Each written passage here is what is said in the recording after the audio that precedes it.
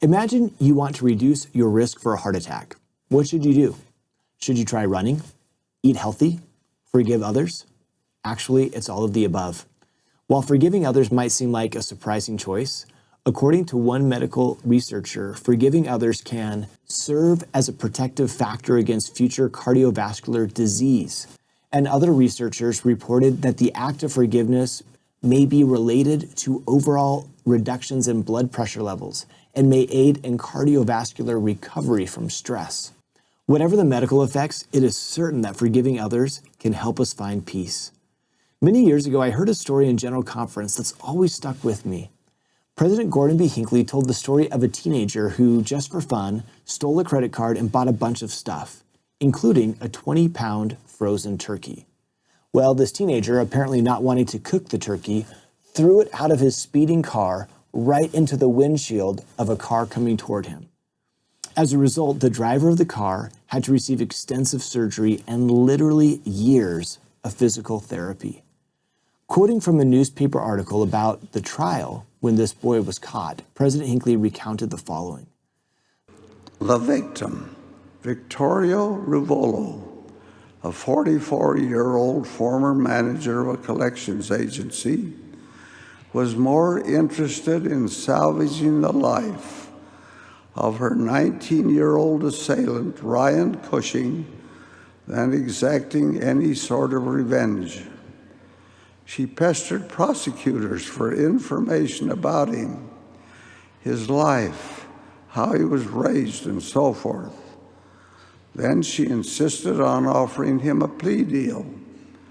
Cushing could serve 6 months in the county jail and be on probation for 5 years if he pleaded guilty to second-degree assault.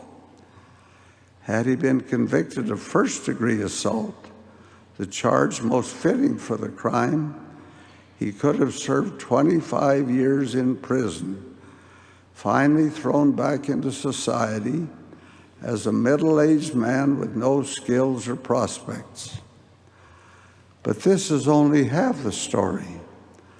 The rest of it, what happened the day this all played out in court, is the truly remarkable part.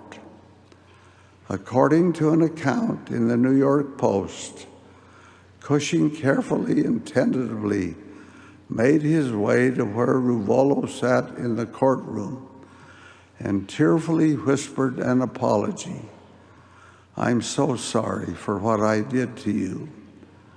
Ruvolo then stood, and the victim and her assailant embraced, weeping. She stroked his head and patted his back as he sobbed. And witnesses, including a Times reporter, heard her say, "It's okay. I just want you to make your life the best it can be." Isn't that an amazing story? Even though it's been 15 years since I've heard it, it always stays with me. As President Gordon B. Hinckley finished telling this story, he said, "Who can feel anything but admiration for this woman who forgave the young man who might have taken her life? I know this is a delicate and sensitive thing of which I'm speaking. There are hardened criminals who may have to be locked up.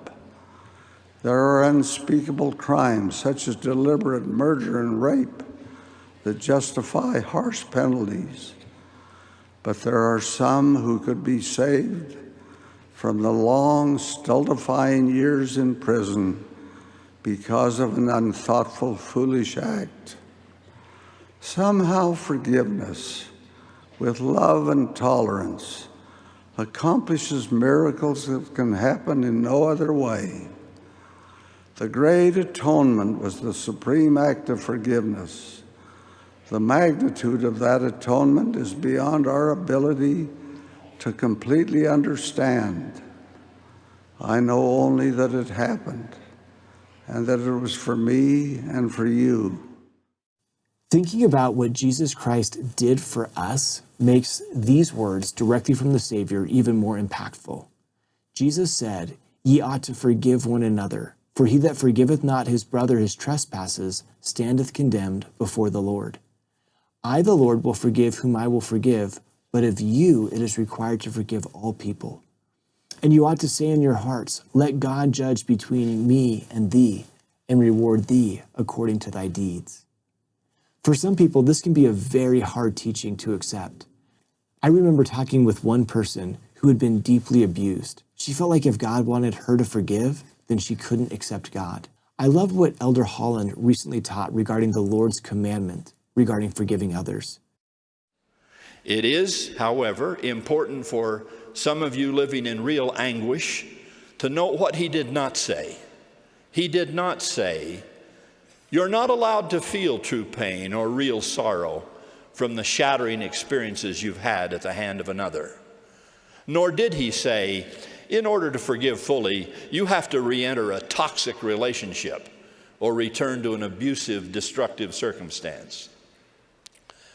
But notwithstanding even the most terrible offenses that might come to us, we can rise above our pain only when we put our feet onto the path of true healing. That path is the forgiving one walked by Jesus of Nazareth, who calls out to each of us, come, follow me. Well, hopefully nobody will throw a turkey at you or me in the coming days, but perhaps practicing forgiving minor grievances can prepare us to forgive egregious offenses, even if it takes a long time, because we've developed a forgiving heart.